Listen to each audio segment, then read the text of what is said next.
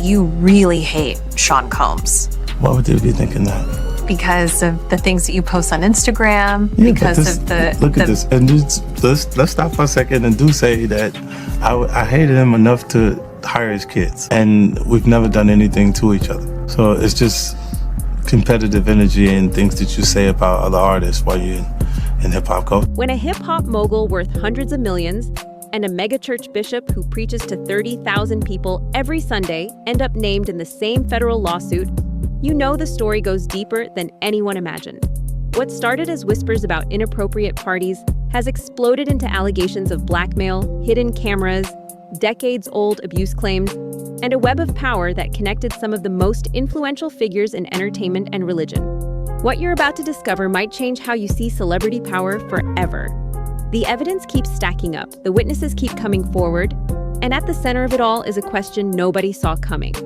What was Bishop T.D. Jakes really doing at Diddy's parties? Every secret from the last 30 years. With testimonies from the victims, we interviewed over a dozen people he tricked, threatened, or violated. You think that's harsh? I ain't never made a call to Diddy. I got Diddy's number, just hit him up. Yo, Diddy, what up? Never happened. He told me to take me shopping. I looked at him like, what you just said? Ooh, this is a tight one. And the winner is Eminem, the Eminem Show. He didn't just spell the word rapper and leave out a P, did he? Yep.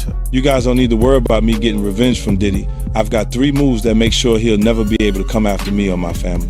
First, I personally reached out to the victims' legal teams. The real reason he's not getting out is those buried cases behind the scenes. I provided legal funding for 7 victims who had been silent for years and brought in the top criminal attorneys in the country. Second, I bought up every potential post-release business deal he had lined up. I planned this 2 years in advance, so by the time he got sentenced and still had hope of getting out, every partner had already cut ties with him. Third, I don't just have evidence, I've got backups. This is an entire minefield that's been buried for 20 years. 50 Cent has never been shy about his feelings toward Diddy, but most people assumed it was just typical hip-hop beef. Competitive energy, social media jabs, maybe some old industry grudges. Turns out, 50 was playing a much longer game. While everyone thought he was just trolling on Instagram, he was systematically dismantling Diddy's entire future. He revealed he's made 3 calculated moves to ensure Diddy never walks free or regains power. First, he personally reached out to legal teams representing Diddy's alleged victims and provided funding for 7 people who had stayed silent for years. He didn't just write checks. He brought in top criminal attorneys, the kind with track records of taking down powerful abusers. Second, and this is where it gets ruthless, 50 started buying up Diddy's potential post-release business deals 2 years before Diddy was even sentenced. By the time Diddy got locked up and still had hope of rebuilding his empire, every major partnership had already been quietly severed. No comeback tours, no brand deals, no media ventures. 50 made sure the doors were shut before Diddy even realized he'd need them. Third, 50 claims he's sitting on evidence that goes back 30 years, complete with victim testimonies from over a dozen people Diddy allegedly tricked, threatened, or violated. This isn't just gossip or hearsay. This is an organized archive that could keep Diddy locked up far beyond his initial sentence. When asked if it seemed harsh, 50 didn't hesitate. Diddy destroyed lives for decades, so a few extra years in prison is mercy compared to what his victims endured. The message was clear: Diddy isn't coming back. But 50 Cent wasn't the only person watching Diddy's empire crumble. Someone else had been pulled into the scandal, someone nobody expected.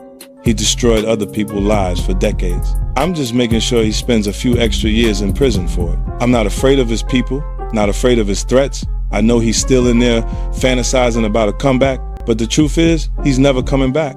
It's good. Here we are. No touch, sir. This is ready to take a shit open the car. Okay. We break y'all, all the people who prayed, all the people who tested, all the people who had prayer vigils, all the people who concerned and sent love and sent notes. Just thank you.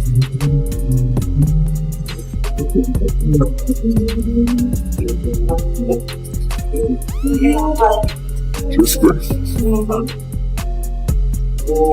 Not afraid to die. Don't want to hurt my kids. The people who love me. The church hates me. Bishop T.D. Jakes is not some small-time preacher. He's the founder and senior pastor of the Potter's House, a megachurch in Dallas with over 30,000 members. He's written best-selling books, produced films, advised presidents and celebrities, and built a personal fortune estimated between $20 and $30 million. For decades, he's been seen as a moral authority, a spiritual giant in the Christian community. His influence extends far beyond the pulpit. He's been a counselor to entertainers, athletes, and politicians. He's appeared on Oprah, hosted conferences attended by tens of thousands, and was considered untouchable in terms of reputation. That image started cracking when his name appeared in a federal lawsuit against Diddy, and then the cracks became chasms.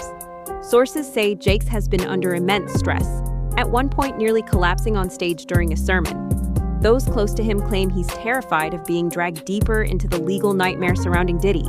His congregation, the people who've trusted him for years, are now questioning everything. And the most troubling part? He's remained almost completely silent about the allegations. That silence is starting to look like something more than caution. It's starting to look like fear. Can't even imagine being 18, 19 years of age. This person is killing it, and they're saying to you, come on in, let's talk. And so I did. I went in. We sat down at a very long dining room table in a room that she had. And for 2 hours, it was unbelievable. Pouring of heart, crying, him talking about my father. We talking about these scenarios. And I inwardly just knew I had finally found someone who could get it. Someone who understood. I'm sitting at this table, and for the first time talking to any man, I got tears coming down my face because somebody gets me. Somebody understood what I was going through. Well, after sitting there and having this long discourse with him, I finally look at my watch and I'm like, oh my goodness, I got to go. I got to get this car back to my mother. She's going to kill me. So I said to Bishop, I got to get up. And I got up from the table. He got up from the table. He walked around toward the way I had to exit quicker than I got over there. And when I started to walk past him, he pulled me to himself, wrapped his arms around me and tried to kiss me. And in that moment, I literally died. I could not. I tell you, to this day, I can't remember how I got out of that place. But I remember driving home with all kinds of crazy thoughts and what in the world am I going to do now? And I finally get home, get in the house, get in the bed. I'm going to try to go to sleep. And I get to sleep and get up in the morning. And in the morning, I step into our bathroom and my home phone rings. My mother answers the phone and she says to me, Wayne, it's Elder Jakes. And I get on that phone. And when I get on that telephone, I can hear water. He is sitting in a bathtub. And in that thing, he says to me, without any hesitation, there's 3 things I need you to do. The first one is, when I come to Pittsburgh, you're going to be the only person I sleep with. The second one is, you can't sleep with anybody else because I don't want to give my wife anything. And thirdly, I will take care of you the rest of your life. I can't to this day remember how I got off that phone, but I do know I made a decision that I wasn't going to the service that night.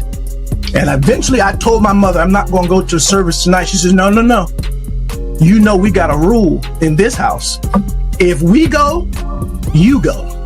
I never told her what he had done. I went to church, and the most humiliating thing imaginable happened that night at church. Bishop Jakes, getting up to preach, speaks into that microphone. I'm going to ask young minister Youngblood to read for me.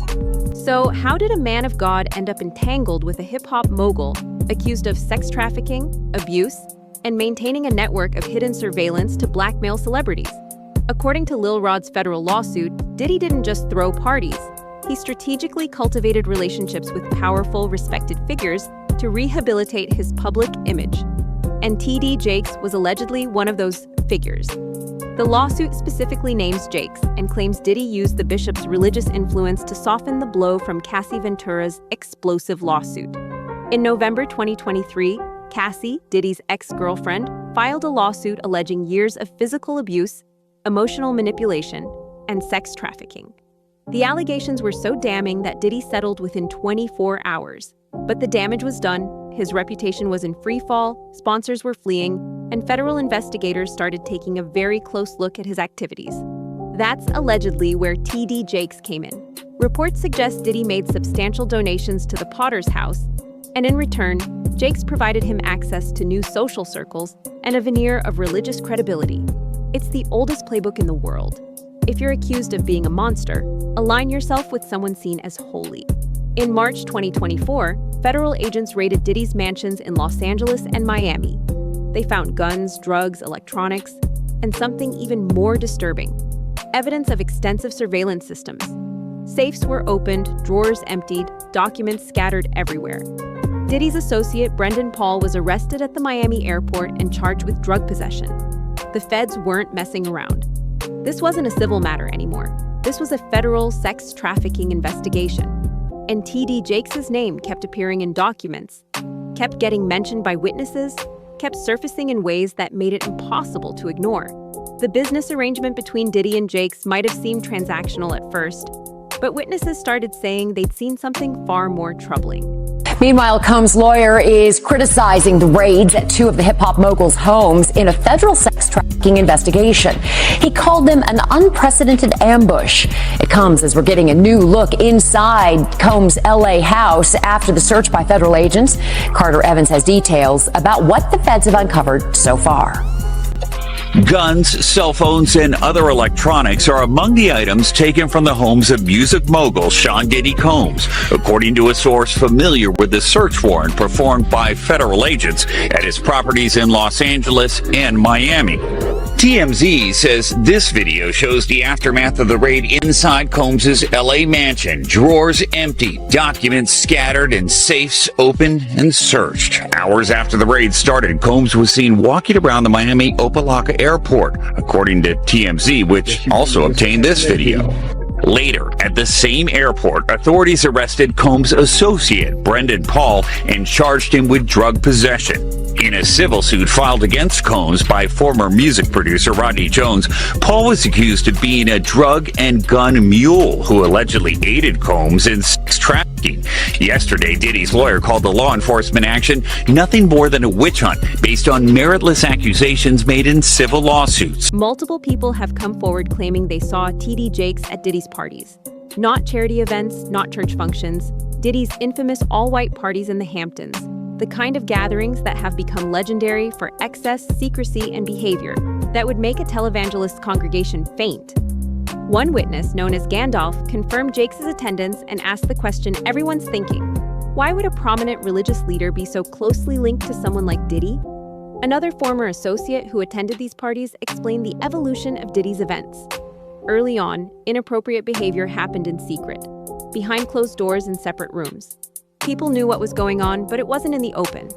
Over time, though, things changed. Inhibitions disappeared. According to this witness, men were openly kissing men, drugs were everywhere, and the whole atmosphere became something no religious leader should be anywhere near. The associate also detailed Diddy's drug use timeline. Initially, Diddy was almost clean. No weed, no cigarettes, no cocaine. He'd have substances available for guests, but he wasn't indulging. That changed when he got hooked on painkillers. After that, his behavior spiraled. He started drinking hard liquor instead of just champagne, and the parties got darker. During federal raids, investigators reportedly found over 250 hidden cameras throughout Diddy's properties. Not security cameras, hidden recording devices in private rooms, bathrooms, bedrooms, little micro cameras and bugs that guests would never notice, especially if they were under the influence. The implication is chilling. Diddy allegedly recorded everything. Every compromising moment, every drug-fueled mistake, every private encounter. And if the allegations are true, he used that footage as leverage. Witnesses claim this is why so few celebrities have defended Diddy despite his massive network. They're not staying quiet out of loyalty. They're terrified of what might be on those tapes. TD Jakes is reportedly among those deeply concerned about what federal agents now have in their possession. But the allegations against Jakes don't start with Diddy, they go back much further. Man on man, woman on woman, he on she. But maybe he'd have to lay some hands on somebody. Maybe he'd have to save some souls. I know he got a contract with Revolt, so I'm just like, it's just real strange that he would be found at any kind of Diddy party or any kind of place with Diddy unless it's in a business atmosphere. So now what he's doing is he's making the Christians look real bad right about now. And you been to On November 25th, Bishop T.D. Jakes filed a defamation lawsuit against Pastor Dwayne Youngblood, who had publicly accused him of misconduct that allegedly occurred when Youngblood was just 18 years old. Youngblood didn't just make vague allegations, he went into specific, disturbing detail. He described being invited to meet with Jakes, a man he admired and saw as a mentor. They sat at a long dining room table for 2 hours. Youngblood said it was an emotional conversation, one where he finally felt understood. Jakes talked about Youngblood's father, about struggles both men had faced. For the first time, Youngblood felt like someone truly got him. He was crying, vulnerable, opening up in ways he never had before. When it was time to leave, Youngblood said he stood up to go, and Jakes walked him toward the exit. That's when, according to Youngblood, Jakes pulled him close, wrapped his arms around him, and tried to kiss him. Youngblood says he felt like he died in that moment. He couldn't remember how he got out of the house or how he drove home. He was in shock, confused, devastated.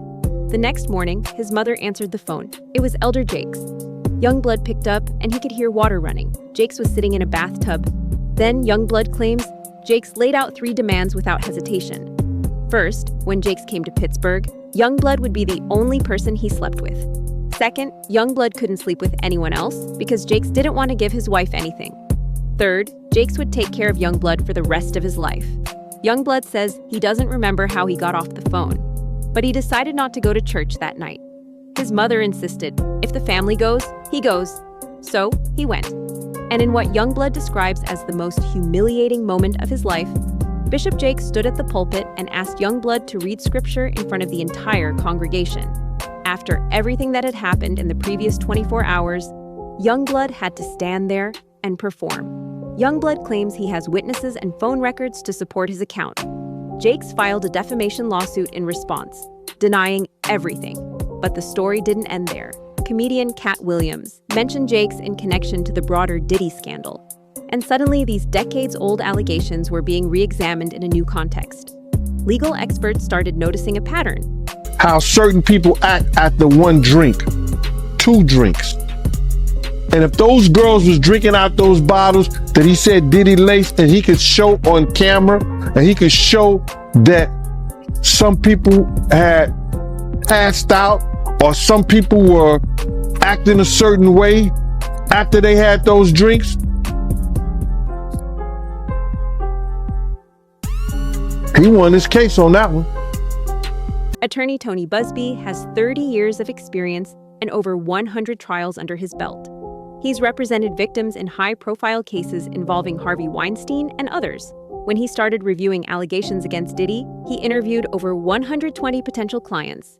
He rejected more than 60 because their stories didn't make sense, didn't fit the pattern, or weren't credible. But the ones he took on, they were disturbingly consistent. None of the victims knew each other, yet their accounts were identical, beginning, middle, and end. That's the hallmark of a serial abuser. They follow a pattern. Busby emphasized that sexual abuse isn't about desire, it's about power. It's about humiliation, dominance, taking control. Youngblood's allegations against Jakes fit that exact pattern. The emotional manipulation, the vulnerability exploited, the alleged statement that Youngblood was owned. It mirrors the tactics Diddy allegedly used on his victims. One of Diddy's alleged victims was bisexual and worked for him. Diddy owed him money. When the man came to collect, Diddy allegedly lured him to the Intercontinental Hotel, drugged him, and assaulted him. The victim told Busby that Diddy tried to turn him into his B word. It was a power move, pure dominance. Another victim thought he was going to a white party in the Hamptons, a glamorous celebrity event. He had no idea what he was walking into. Busby's point is clear. These aren't regret-fueled accusations from people who partied willingly and now see a payday. These are credible accounts from people who were manipulated, drugged, and violated by someone who wielded enormous power over them. And the pattern doesn't stop with Diddy. It extends to everyone in his orbit, including those who may have enabled or participated in the behavior. When you was around Diddy, was he doing drugs, like party drugs, like ecstasy and stuff like that? Diddy wasn't the dude he is today when I was around him. You understand? He had just started, when I was about to leave, he had just started with because he never smoked weed, he never smoked cigarettes, I never seen him do cocaine or none of that shit. You understand? He would have it for people to do it. You understand? It's certain of his girls like to do it, and he would make sure it would be there. But he wasn't the one that did it. Diddy didn't start getting hooked on drugs until he got hooked on those painkillers. After he got hooked on those painkillers, he started drinking more, because he wouldn't even drink hard liquor. He was only drinking champagne, Don P or Cristal. He was not drinking hard liquor then. Lil Rod's affidavit dropped a bombshell. Diddy had every room in his homes taped and bugged. When federal agents raided his properties, they reportedly found hundreds of micro cameras, hidden recording devices, and surveillance equipment that guests would never notice. We're talking about 250 cameras spread throughout the house, bedrooms, bathrooms, private spaces where people thought they had privacy. The alleged strategy was brutal in its simplicity. Invite high-profile guests to extravagant parties, provide drugs and alcohol, create an environment where inhibitions disappear, and record everything. Then, when someone steps out of line or becomes a liability, you've got leverage. According to sources, this is how Diddy maintained control over people for decades. Celebrities, politicians, pastors, anyone with a reputation to protect became a potential target. Reports suggest that footage obtained during the federal raids includes a pastor, and some sources speculate it could be T.D. Jakes. Authorities haven't confirmed the identity, but the speculation alone has sent shockwaves through both entertainment and religious communities.